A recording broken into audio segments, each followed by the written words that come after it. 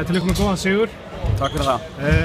Það var tekið aðeins fast á þeim í byrjun og það virtist eins og okkar menn væri ekki alveg tilbúnir í það. Nei, það er í rauninni bara takturinn frá Finnum og það átti sjálfsög ekki að koma okkur óvart. Við vorum mjög aggressívir á boltan og hetsuðu hart og við vorum svona svolítið soft og vorum að láta ýta okkur bara út úr öllu því sem vorum að gera sánulega og tók okkur dágóðan tíma að finna takt og það er ekki fyrir að við skiptum vörn sem förum að ná stoppum og förum að fá svona aðeins opið golf, hraðaupplaup og að við komum okkur inn í þetta. Þá fórum við að vera meira svona comfortable á gólfinu á hálfum velli líka. Og mér finnst varnarleikurinn bara þéttast eftir sem að leiða og það er algjörlega grunnurinn af því að ná góðan sigur. Teigurinn basically lokar, þeir voru að skjóta mörgum þriggjastaðarskoti því að þeir komust illa fram hjá mönnunum sínum og Tryggvi og Sveinbjörn að gera virkilega vel í að passa körfuna.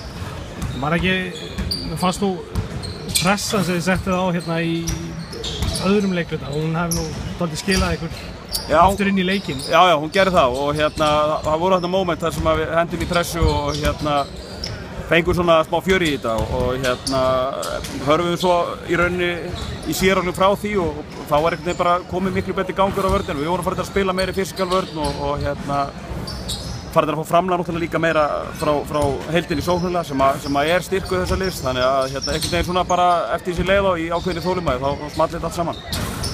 Það er Svíarnir á morgun, hverju mögum búast þið þá? Bara gríðarlega erfiðan leik. Þeir eru eins og Finnandi finnst mér búin að bæta sig gríðarlega á síðustu 2 árum. Ég meina við unnum þetta finnska lið mjög sannfærandi fyrir 2 árum síðan og þurftum að hafa mikið fyrir þessu. Svíarnir eru að sambandsskapi finnst mér, þeir vinna Norðmennina með ykkur 40 og vinna Danina þetta mjög samfærandi í gær, þannig að það er bara, eins og staðan er núna, Danir eru búnir að tapa 2 leikjum, þannig að morgundagurinn er bara fyrir okkur úrslitaleikur, það er ekki flókið. Hvernig mötsum við upp á móti Svíunum?